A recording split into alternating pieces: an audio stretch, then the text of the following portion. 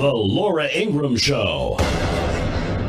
855-40-LAURA. Joining us now. It's a great pleasure to have Paul Ryan, Speaker of the House, on with us to give us his perspective on what might change in the legislation and how might conservatives come together from the Freedom Caucus and other conservative organizations to ultimately support a health care reform effort.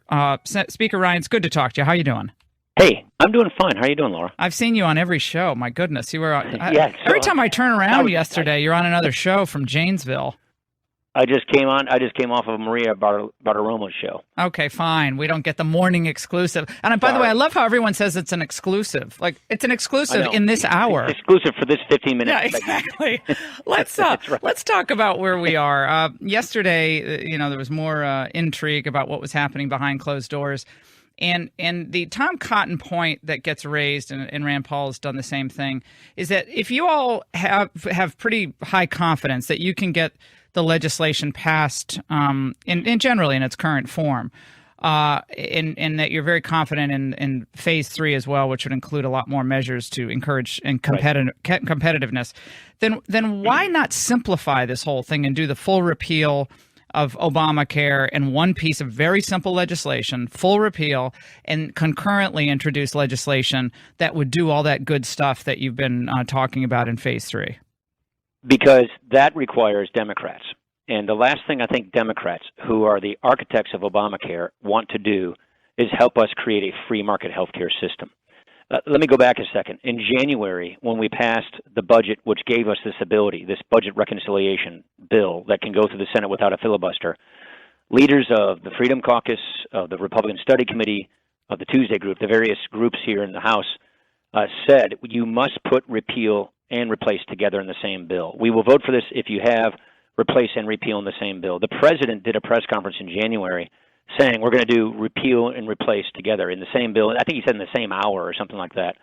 We campaigned on repeal and replace. We have it within our power as Republicans to put most of our replace legislation in the repeal bill and get through the Senate without Democrats, without a filibuster. This is the promise we made. This is the promise we made not only to our members in January, but to the people of this country. Now, what Tom is talking about is the things that we cannot put in here because of the Senate rules are the things that will pass in phase 3. I actually don't want to let Democrats off the hook on those things. I don't think Democrats are ever going to work with us to establish free market health care, let the states open up their own markets, have health savings accounts, equalize the tax treatment of health care, and repeal Obamacare. But I don't want to right now say that no Democrat's going to vote for interstate shopping across state lines or association health plans. Let the farmer buy their insurance through the American Farm Bureau plan. Let the small business person buy their insurance through National Federation of Independent Businesses. Let individuals bulk buy their insurance through whatever trade association they want to. I don't want to let Democrats off the hook on that. Speaker Ryan, I'm very confused about this. Why would it be letting them off the hook? If you start that debate now, you'll have a 2-year phase-in anyway. You'll have a 2-year grace period with a repeal anyway. So why not say this is what we're doing? And by the way, do you want to defend this the collusion that exists now on the part of all these healthcare providers? We're going to take that fight to every vulnerable senator. We're going to take it across the country, and over the next year. Which is the plan? That is the plan. Donald Trump is just so excited about barnstorming America in Democrat Senate district states where he won double digits, like Missouri and Indiana and North Dakota and Montana. He's excited about saying, your senator is standing in the way of these good reforms. That's what we want to do. But we made a promise that we would do repeal and replace. But you're not fully repealing Obamacare, right? I mean, you keep saying that, but you're not fully repealing it. We're doing everything you can do in reconciliation. So remember, this is the thing we had in 2015. We passed everything we can in reconciliation to repeal this law. This is that. That's what we're doing here. And then we added replace to it. Block granting Medicaid back to the states. Equalizing the tax treatment of health care. By the way, what we're passing is the plan we ran on in 2016. It's the plan that we've been drafting with the White House and the Senate committees since January. And so I think there's a lot of misinformation and confusion out there.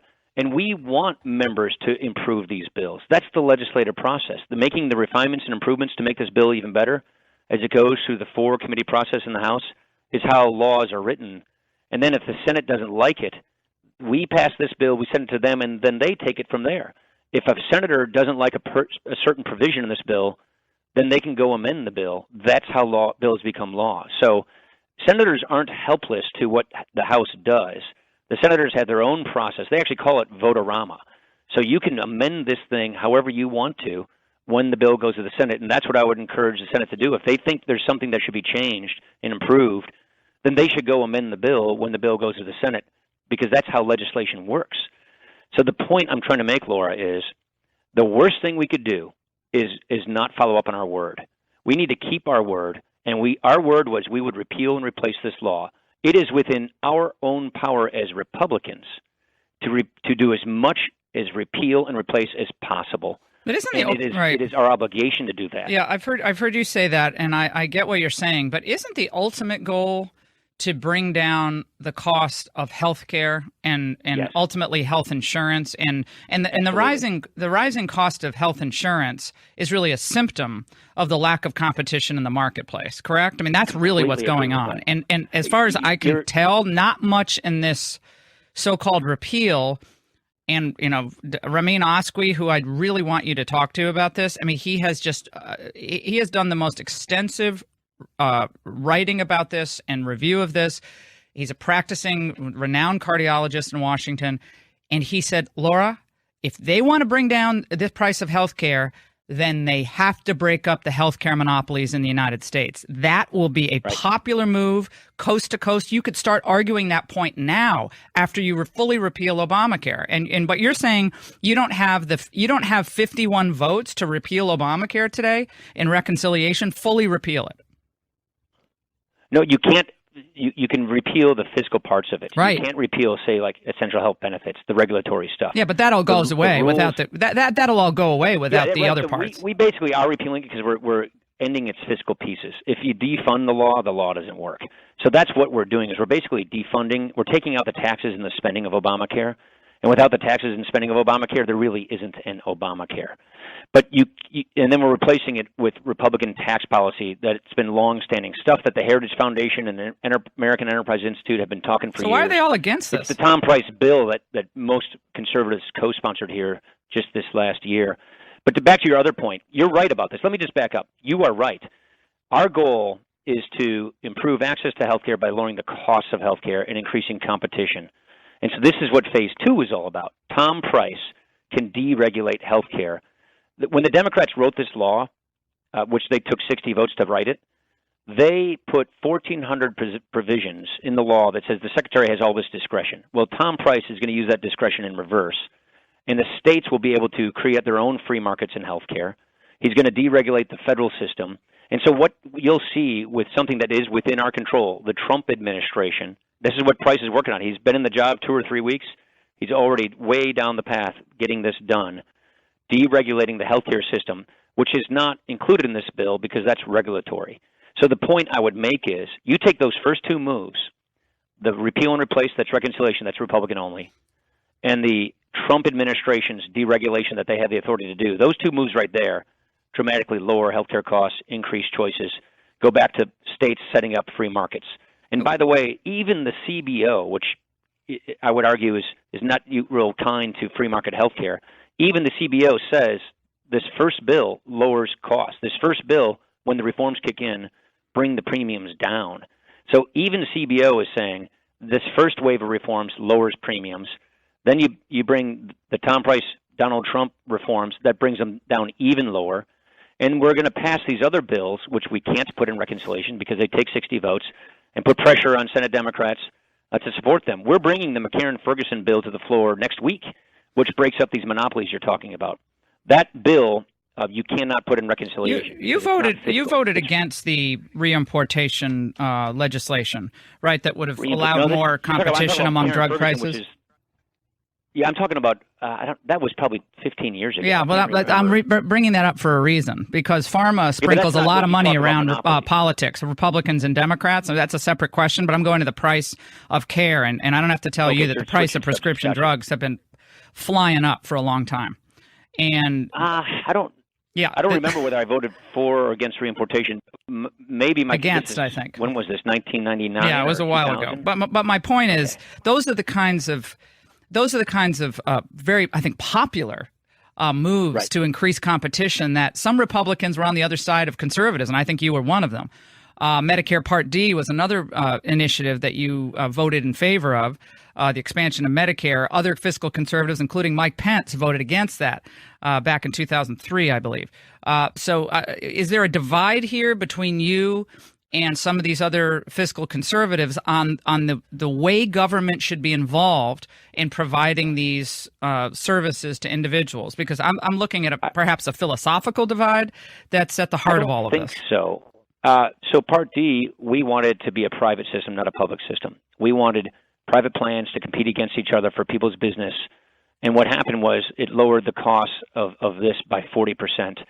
It created health savings accounts. That's the law I worked on in that particular bill, which we think is critical to lowering costs and giving more health care freedom. We agree on those things. So I would say we're using our free market principles and the principle of federalism, which is get the federal government out of this stuff, and applying it to this bill. What do conservatives basically uniformly believe? Let's defederalize Medicaid and send it back to the states and cap its growth rate. This bill does that. It's the biggest entitlement reform we've ever had. This is bigger than welfare reform. This saves, just in this bill right here, over $800 billion because we're giving Medicaid back to the states and we're capping its growth rate. Right, and you're not worried about the state. That's what this bill does. Yeah, you're not worried about the state budgets going belly up after this expansion starts to retreat, right? Over the shortened period of time. You're not worried about the state budgets. But we're saying that's why we give them a couple-year glide path, so we don't blow up state budgets because they have biennial budgets. Most states budget in 2 years, so that's why we had to have a transition so that we didn't blow up their budgets in the next couple of years.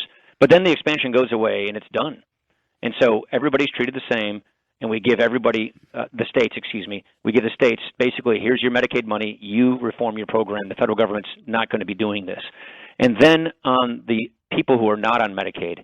Conservatives, whether it was Jim DeMint when he was in Congress, whether it was Pat Toomey over here or Tom Price, have all basically said, let's equalize the tax treatment of health care so we have a vibrant individual market. That's what tax credits and HSAs are all about. All right, we're going to take a break. We're going to stay on this. We have a couple of other questions for you. Delighted to have Paul Ryan, Speaker of the House, on the Laura Ingraham Show. Stay with us. Don't go away.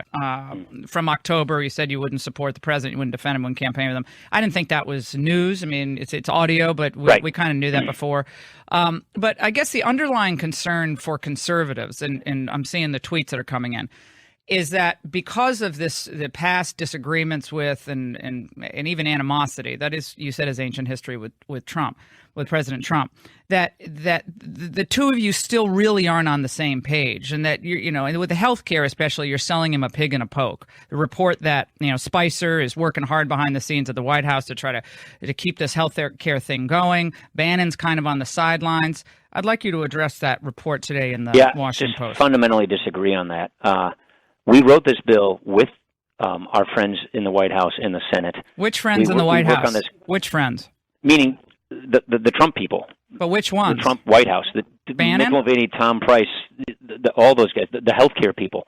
The point I'm saying is, and by the way, I've talked to Reince Bannon about this a number of times. We are all on the same page. I mean, absolutely.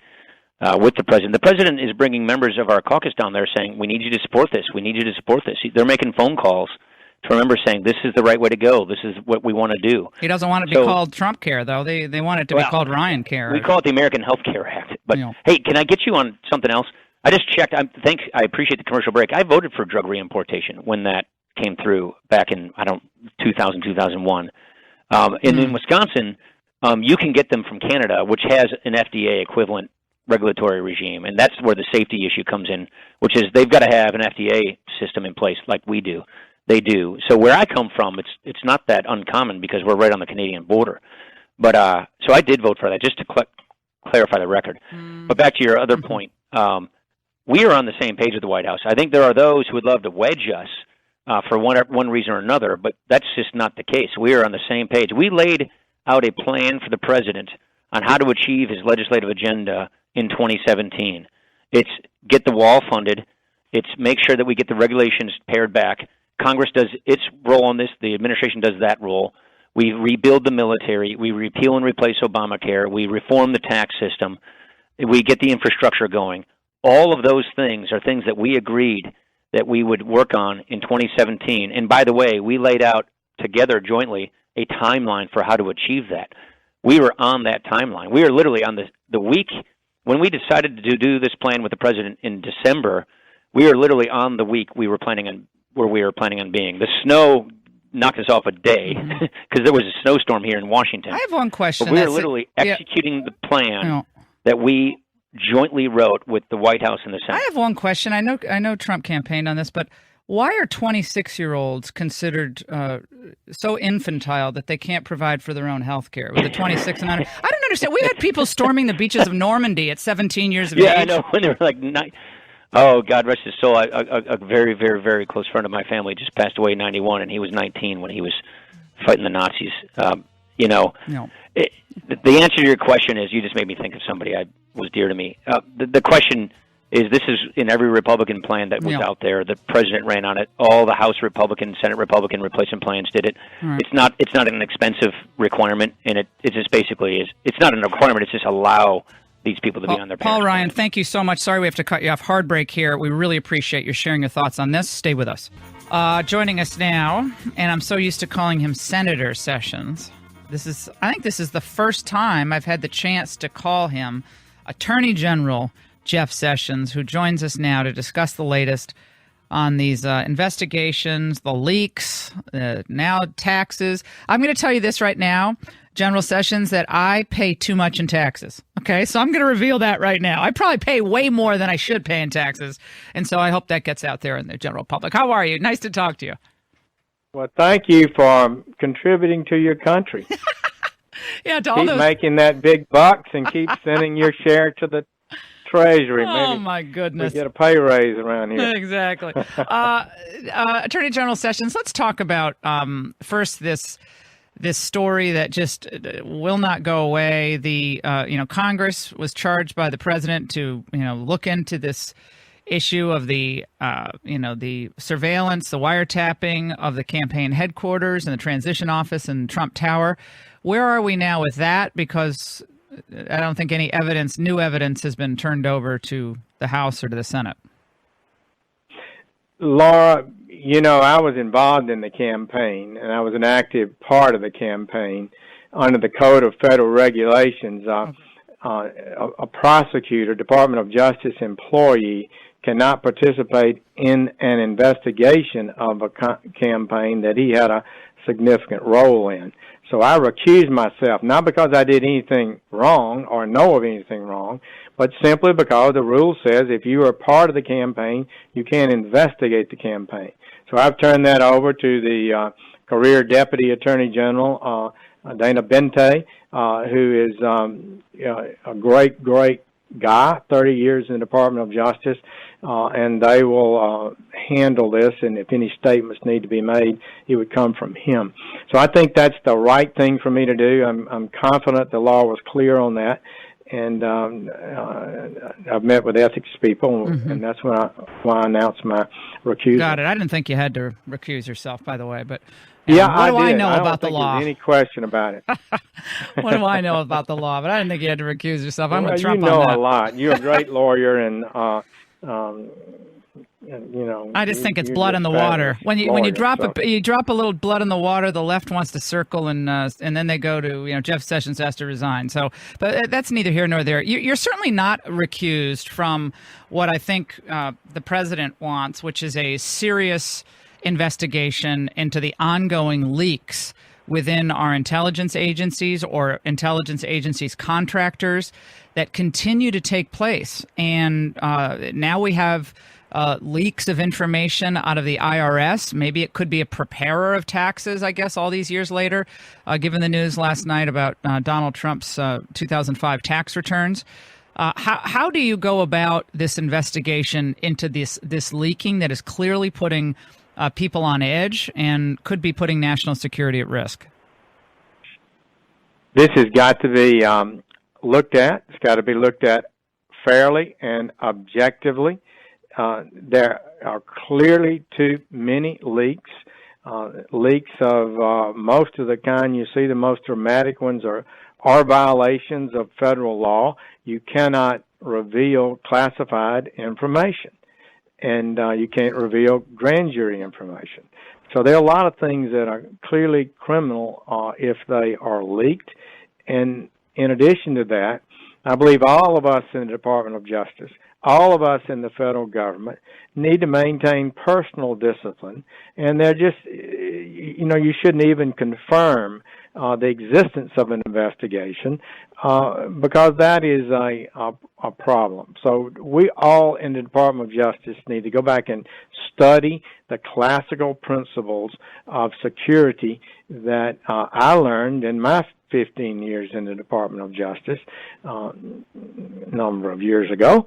And I think it's just got to be done, and I intend to do my part in that. There's a piece out in the Richmond Times-Dispatch that you're going to be visiting Richmond, I guess, today, right? You'll be in Richmond today talking about Yes, I'm here today. Fighting crime and so forth. But certain law enforcement officials not invited to the event. So what's the reason for that? I have no idea. I did not approve any. That's the first time I've heard that. I generally believe that we have all law enforcement officials, and that have a well. The Secretary of Public Safety was a Democrat. Brian Moran is McAuliffe's Secretary of Public Safety and Homeland Security, and Attorney General Mark Herring. Both of them are Democrats, which leads Democrats to say that we like that Jeff Sessions is in Richmond, but this is looking like a partisan event with these two top Democrats not invited. Well, I would just say this. I think the people who set up the meeting were focused on the sheriffs in the region, the chiefs of police in the region, and of course, as a federal official, we invited the FBI, the DEA, the Alcohol, Tobacco, and Firearms, and the Marshal Service. And so that was the gist of how this was set up. I guess state officials may not have been invited. I don't know. The holdovers from the Obama administration is something I've been writing about and talking about since, late December, because we understood that there have been problems in various departments. We got a lot of people who were not replaced early on, and we're concerned, a lot of us are concerned, Sean Hannity, myself, and others, that people burrowed into the bureaucracy will be working against the interests of this administration and its agenda. What can you tell us about your efforts to ensure that holdovers from the Obama administration are not undermining the Trump-Sessions agenda on crime fighting and so forth? The President of the United States is elected to be the chief executive, and the governmental executive branch responds and must respond to his leadership. And people need to accept the fact that there'll be different priorities and emphases with a new president. And if you're going to be a career employee in the federal government, you serve that president. You served President Obama, you served President Trump. And so that's the high duty and principle. Now, all the cabinet people, as they almost always have done, they submit resignations immediately, and they leave, and the new administration puts acting people in until they get their members finally confirmed. So that's part of the process, too. United States attorneys who are part of the Department of Justice are presidentially appointed and confirmed by the Senate. They serve at the pleasure of the president, and new presidents appoint new United States attorneys. And so about half, a little more than half, had already resigned when I sent out a notice and asked for the resignations of the others. And so we'll have career, professional assistant United States attorneys become acting U.S. attorneys pending the confirmation of the new presidentially appointed and Senate-confirmed U.S. attorneys. That's the way the system works, and that's the way Why did it take so long? And Bill Clinton fired me. You know. Oh, I know you got fired. I remember that. Yeah, that's just the way it works. Yeah, it's the way it works. Hey, why did you guys take so long? That was my only question. That was the only concern I had. Why did it take like 45 days to tell these people to turn in the resignation letter? I would have done it day one. Well, you could certainly do that. And as I said, most top cabinet people and their top deputies resigned immediately as part of the tradition. But U.S. attorneys, a lot of them have held on, and we felt it was time to move forward. I've got some new ideas about crime and policies that we want to execute. And we thought it was time to get the process moving and begin to advance the Trump approach to law enforcement and creating the rule of law. Attorney General Sessions, the ongoing consent decrees that are in place across the United States involving a number of police departments, Cleveland, I believe Oakland. And many of them, of course, were undertaken and put in place during the Obama administration. Have you begun the process of reviewing those, and will you make changes to any of those that are currently in effect after your review? We are looking at that. There are a number of principles that I believe in. First and foremost, we need to make absolutely sure, Laura, that any consent decree does not increase crime, that does not reduce public safety, does not make it more dangerous to walk the streets. And we have had some instances where the restraints that curtail community-based policing and the broken windows concepts that have proven to work so well, some of that has been retreated from. In addition, some of the decrees have hurt the morale of the police officers. They're not as aggressive as they used to be to actually confront crime on the streets. We've seen in Chicago, for example, after a lawsuit involving the ACLU that Chicago eventually settled, we've had a dramatic drop-off in the number of arrests and stops on the streets, while the murder rate in Chicago is going through the roof. So first and foremost, police departments have to be disciplined. Police officers have to be disciplined. They have to respect the citizens of their communities, and most of them do overwhelmingly.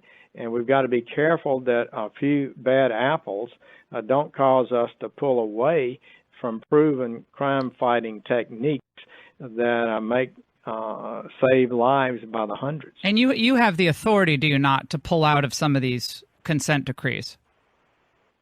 Well, consent decrees, as you know, Laura, are managed by the courts. Court orders. Yeah. But the cases were initially brought by the Justice Department of the Obama administration, correct? That's correct. And some of them probably do need to be reviewed, and we need to study them. But often the cities, the mayors in some of these cities and all like these decrees, and they don't want to come out, they don't want to change them maybe.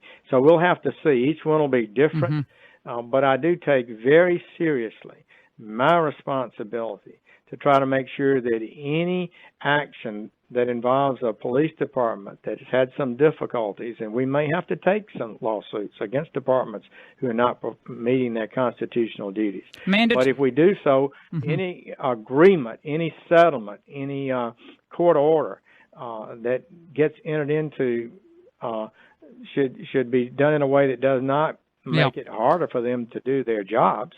That's fundamental. And finally, state and local police departments are free to run their business, and it should not be micromanaged by the federal government as a general philosophy anyway. Attorney General Sessions, on the issue of marijuana use, the Obama administration decided that it was not going to go after recreational marijuana use. Obviously, legalization efforts across the country are being pushed by a lot of big business interests, I call them big pot.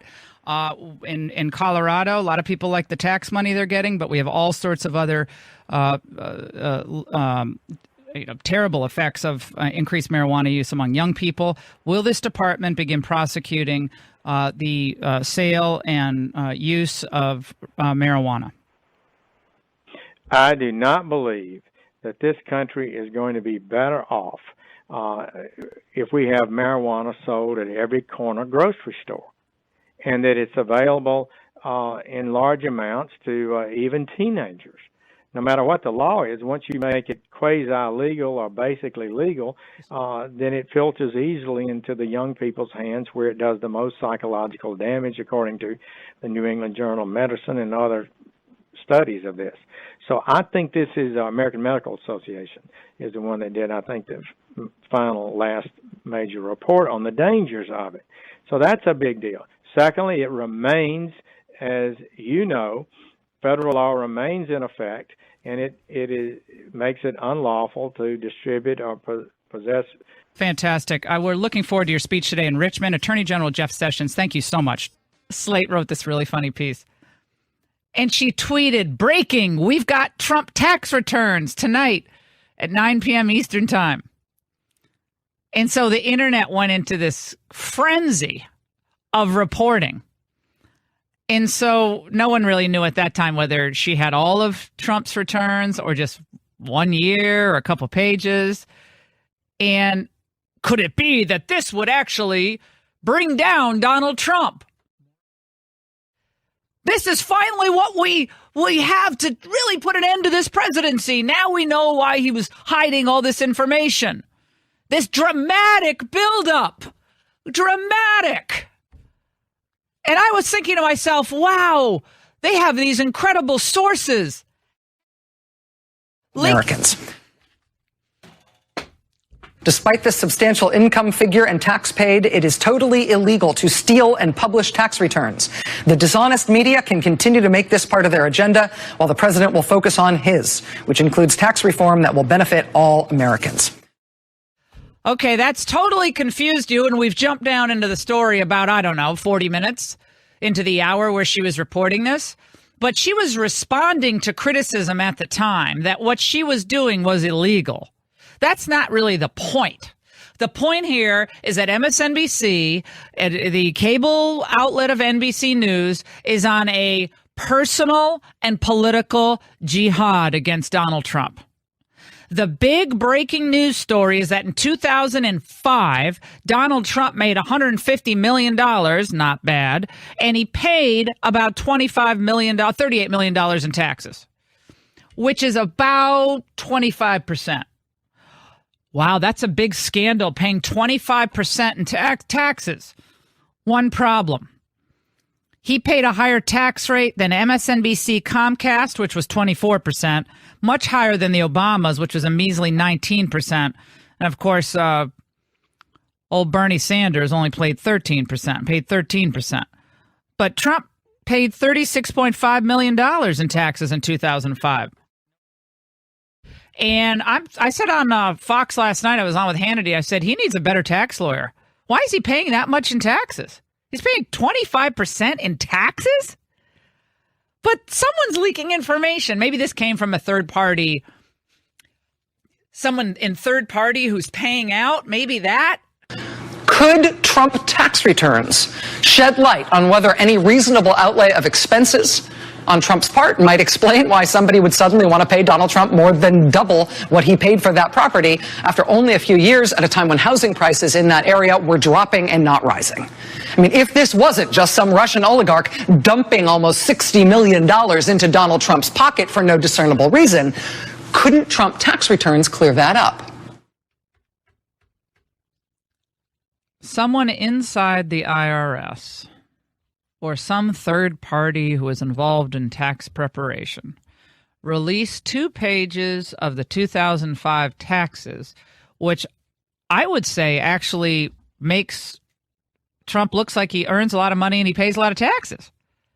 I just don't think this is a big problem. Oh, Steve Ratner was upset on, remember, he was the old car czar for the Obama administration. He was upset about the charitable giving. Let's listen. We haven't learned a heck of a lot. Maybe the most interesting thing in a way we've learned is that under Trump's tax proposal, he would eliminate something called the alternative minimum tax, which is a tax designed to make people who have lots of deductions like depreciation, which the Trump spokesman referred to, pay some amount of tax. And without that provision, which Trump wants to repeal as part of his tax plan, Trump would have paid something more like $5 million of taxes. So you can see an example for how a Trump tax plan would help the wealthy at the expense of the less wealthy. Oh, my God. 855-40-LAURA. How many of you think that when the IRS selectively leaks, if this is what happened in it, and to have it be a third-party tax preparer, to me that seems fanciful. To me this seems, you know, so the cynical way is, oh, Donald Trump released it himself. Rachel Maddow actually asked that last night. She raised that question. How do we know that he didn't release this information himself? Why wasn't MSNBC, MSNBC cutting into its programming? Another person was asking, instead of, cutting into its programming, if they had a big scoop rather than running a countdown clock. Well, the thing is, they didn't have a big scoop. Donald Trump and the White House came out to preempt her on her own show about the taxes. But the bigger question is, do we have someone inside the IRS who is leaking this information out? That's a federal crime. And it could happen to anyone who gets in the way of either the Obamas, the agenda of the globalists, whatever. Well, it's not just about Donald Trump and his enemies. This could be about any American if this is what we're talking about. And when I see this happening, For years, Donald Trump has refused to release his tax returns. Now an exclusive report from MSNBC has done it for him. The fact that he paid the least amount of taxes possible, let's say there are more returns that show that, that plays right to his base. I mean, he was very proud of that point. And I remember when he said it during the debate thinking, they're going to say he's smart to pay the least amount of taxes that he legally has to pay. So it's not damaging information. No, it isn't at all. But they treated it over there at NBC like this was the second coming of Watergate. Someone pays more taxes than they're legally required to. Tell me who that is. Is it Mark Zuckerberg? Is it George Clooney? Is it Barbara Streisand? Tell me any of the liberal icons out there in the entertainment world or the liberals politicians. Tell me how many of them pay more in taxes than they're legally required to. The Clintons? Really? Wait, okay, show me that return. They can write a check bigger than they're obligated to pay. Well, why don't they do that? But we're dealing with, and Steve Bannon was exactly right. We need to play the Bannon soundbite every single day. I almost reference it every day. That's a clue that we should play it. Every single day, this is going to be a fight against the media because they are acting as the permanent advancement of liberalism. And they will work against us and fight against us every single day with lies, half-truths, implicit threats, phony stories, fake news. That's what they're going to do. And Steve Bannon at CPAC was exactly right. This is not patty cake with the media. These people need to be exposed and called out. And I will say, in Slate's favor here, and this is a liberal website ridiculing Rachel Maddow at MSNBC. That's how bad it is. Slate is ridiculing NBC.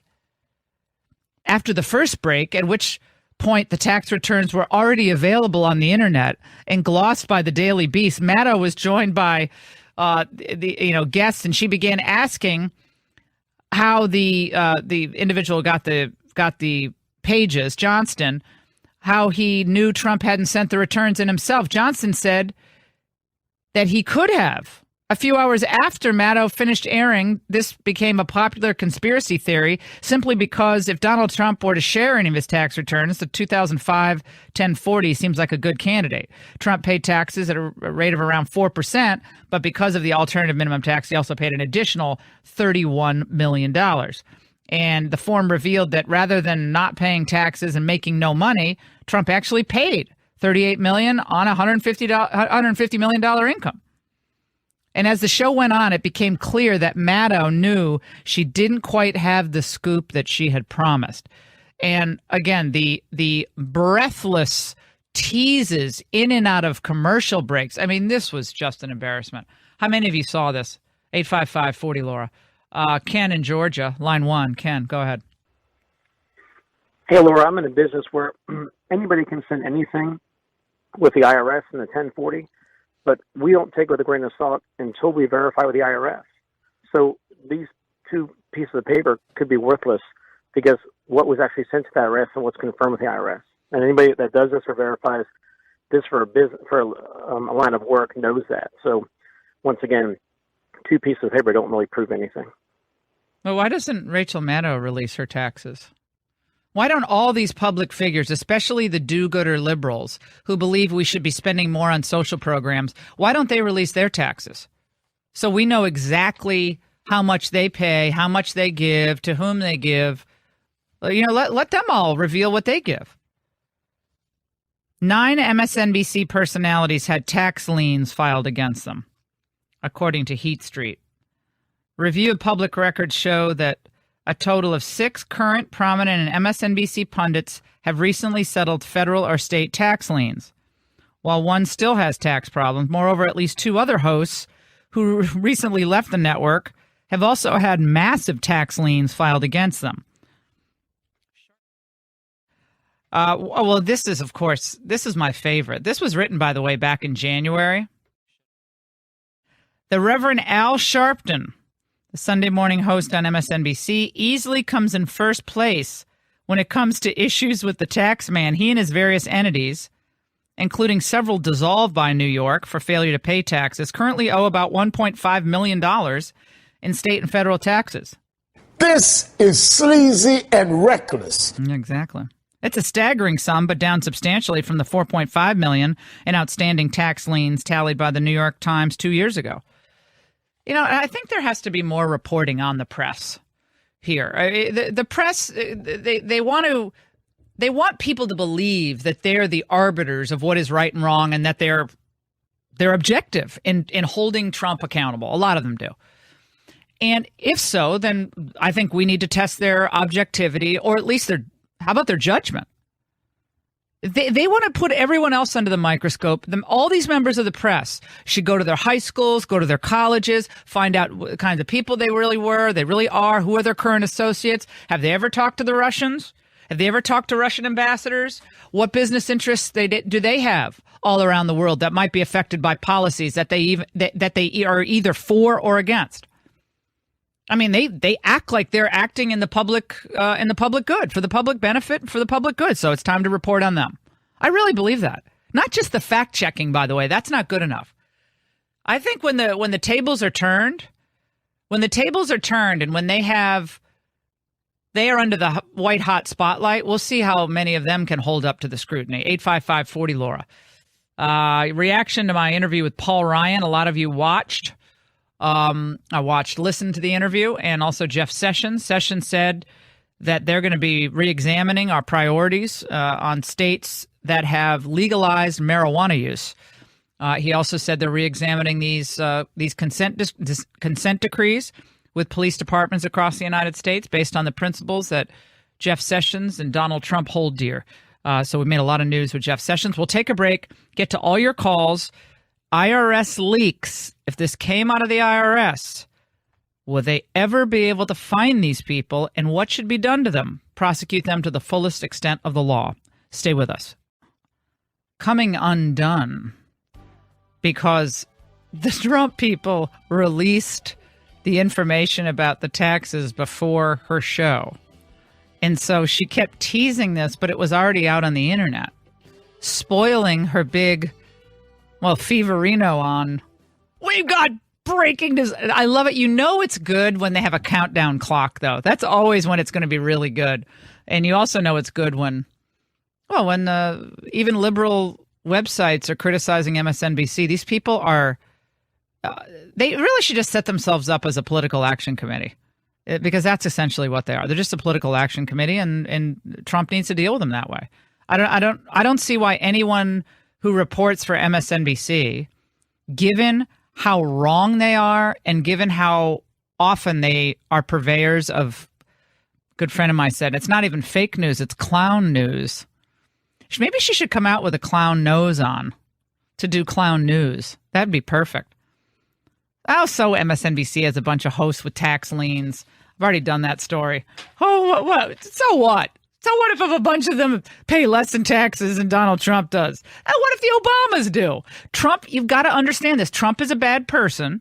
So any story that we can get, that we can put out there, is going to be written and teased in the worst possible light to hurt Trump the most. That's just where it is. A lot of people reacting to the Ryan interview. We'll get to that. Thomas in Pennsylvania heard me with Paul Ryan. Tomas, go ahead, my friend, quickly. Hi, I was really sick of the pavement of lies all the way to his office. There was no full repeal. There were no cost reductions even mentioned. No deductible reductions at all. And there really still is a backdoor mandate in this proposal. Every time he says it's complicated, you better sit back and take a deep breath. I made the point about the 26-year-olds. Like, well, why are they infants? Why do they have to be covered? And well, there's not really a good answer for that. But a lot of this, though, you gotta hand it over to the White House and say, guys, you have the chance to pull the plug on this right now and redo it. And they should. That is exactly what they should do. They should see the conservative firestorm for what it is. It's truthful, and we're trying to save him from stepping into this snare that I think will hurt him if he doesn't turn it around. I appreciate that insight, Thomas. Thank you very much. We have a lot more to get to on the Laura Ingraham Show, especially on refugee policy, Tennessee suing the federal government.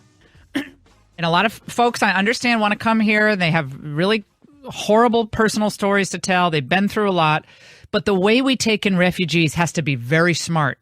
Instead, what the federal government is doing is they're dumping a huge number of refugees from, and many of them are from the same neighborhoods, not just from the same countries. And so what does that do? That encourages assimilation? Does that encourage people to mix in the community and become fully American? Unfortunately, it encourages a further balkanization of America. We've seen it in places like St. Cloud, Minnesota. We've seen it in Fargo, North Dakota. We're seeing it in Oklahoma. We're seeing it in Nebraska. And we are seeing it in Tennessee. And Tennessee has had just about enough of this. Check out these facts. Fiscal year 2017, okay? Just in fiscal year 2017.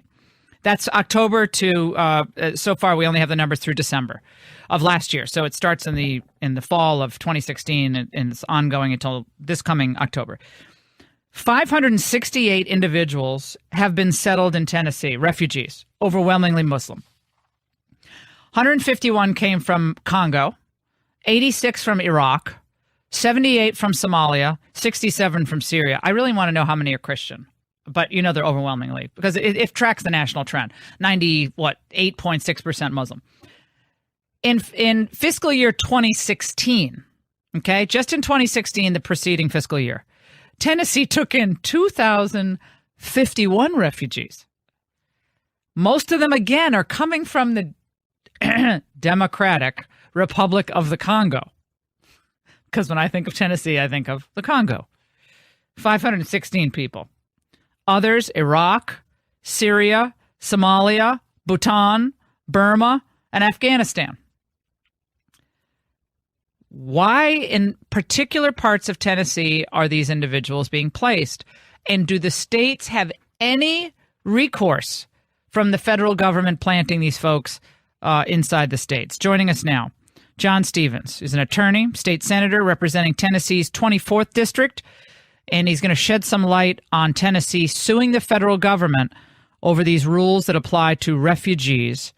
And he joins us now. Senator Stevens, good to have you with us, sir. How are you doing today? I'm doing very well. Thank you, Laura, for giving me the opportunity to talk to your listeners and open up the discussion on this important lawsuit we filed. Tell us the underlying cause of action that you have, and what are you basing it on? The lawsuit itself is really not so much about, although it's about the refugee resettlement program, it's really about the spending clause and the 10th Amendment. I'm on the finance committee for the state of Tennessee. I'm on the appropriations chair. And so we have to balance our budget by our Constitution. And as the federal government is placing people in our state, they become eligible for certain state services. And we have no control over that budget item.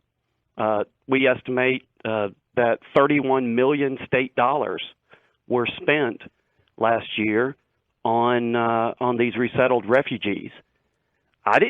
My constituents didn't have any voice in those dollars being spent because we had to spend those dollars. We're being forced to pay it by the federal government, and so it's where they used to pay for it, but they cut it out in the early 90s. And this issue, it's just really, to me, it's a fiscal issue. It's an issue of my constituents. I'm responsible to answer to them politically. But I'm not having a choice on taking, because we don't ask them for their tax dollars. We demand it and take it, and then we have to spend it. And so I don't have a say in that, but I'm politically responsible for those. For those decisions, so just so that's just not fair. For people who don't know the 10th Amendment, don't know what it says. It's rarely invoked. It's often referred to, but rarely invoked.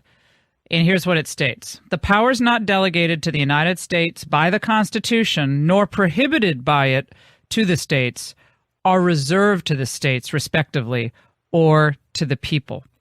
Meaning the federal government can't take power away from the states that isn't specifically delegated to the federal government in the Constitution. It's not like they have carte blanche to be able to lay all this stuff on the states if they don't have the enumerated ability to do that. And that's what you're relying on here, along with your reference to the spending question.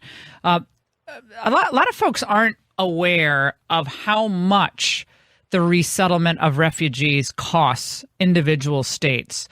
Can you shed any light on that? It's actually a fantastic question, because even as a member of the state finance committee responsible for balancing our budget, it's extremely difficult for us to get the information out of our own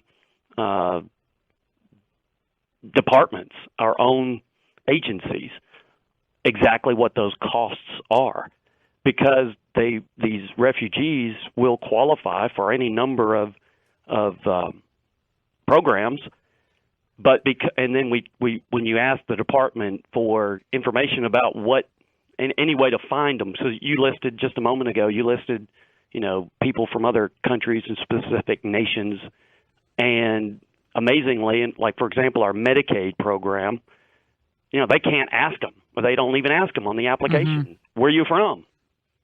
You can't. Well, there have been all sorts of. Okay, so we'll talk about the social services in a second, but there have been lots of pieces written about the high cost of resettling these refugees, and many of them coming from North Africa and the Middle East. And the one estimate that we took to heart came out in late 2015, and on average, and just focusing on the Middle Eastern refugees, I know you have a lot of folks from Syria being resettled in Tennessee, and also in Iraq. The average cost of each refugee resettled in the U.S. costs an estimated $64,370 in the first 5 years, or $257,481 per household. And we know for a fact that in many of the states where refugees are resettled, predominantly settled, it's not just that. Like when you arrive here, you get a check, and that check, I believe, comes from the federal government, doesn't it? And it goes on for how long? Is it 2 years, 1 year? A monthly check? It does, and I don't have that in front of me, what that length of time is. And that's part of the issue as well, is frankly, the state of Tennessee used to be involved in this. And for my the NBC News, I was talking to a reporter yesterday, and she did an article. She mentions my Republican Party affiliation, but she doesn't mention that the Democrat governor in 2007, who got Tennessee out of the program, she failed to mention that he was a Democrat. But this is an issue that the state has been trying to get out of this program for a long time, but because it's now run through a contractor in the State Department, they go with a private nonprofit to administer the program. Finding out the information from them, they're a nonprofit. We don't have any regulatory authority over them to get into their numbers, so it's really hard to find out even what the refugees are getting through that. This is just ridiculous. I mean, to most people listening to the show across the country, the fact that we can't get a specific number on state services, you have to average it out, but the state services costs per refugee and the federal government outlays to each refugee, and Drew is efforting this right now, because to me, that is relevant. And at a time where we have such tight budgets in states, we have budget deficits in many of our states, and of course we have a massive debt we don't want to hand off to the next generation. We want to help people when we can, but Drew says it's $1,875 per month for each refugee. So it costs taxpayers per year about $20,000 per refugee. How long does that go on, Drew? Does it go on for a year? Somehow I thought it's 2 years, but maybe it goes on for, maybe it says ever. We have money, can just print the money. It's going on forever. So we have quantitative easing. We just keep printing the money. So is it your position, Senator Stevens, in Tennessee, that until the financial issues are settled, you shouldn't take any of these refugees? And again, many of them coming from the Democratic Republic of Congo. I don't get that, but go ahead. I mean, would you say no refugees until you get this cleared up?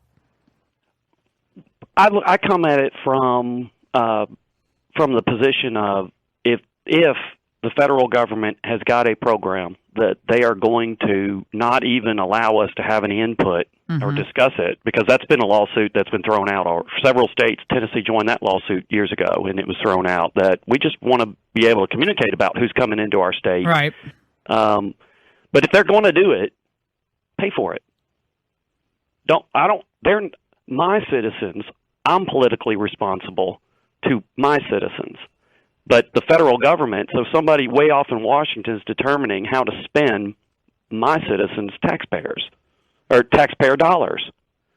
And that, under the spending clause, that's what Chief Justice Roberts went in the Sebelius case. That's what got rid of the Medicaid expansion. They overreached. It's the difference. It's the line between incentivizing states to participate in federal programs and coercing us. That's why I specifically used Chief Justice Roberts' economic dragooning, and that's what's going on. We don't have a say in it. They're just spending our money from Washington, and we don't have a say in it. So, what I would prefer is, look, if you're going to do it, you pay for it. We don't want to pay for it. It's been pretty clear. Well, I can tell you one thing: the U.S. agreement, bipartisan across party lines. The U.S. pays $1.5 billion of the price tag of the $4 billion annual budget at the UN High Commissioner of Refugees. So we, as always, we cover most of the bill, considering all these other member nations. $1.5 billion out of $4 billion.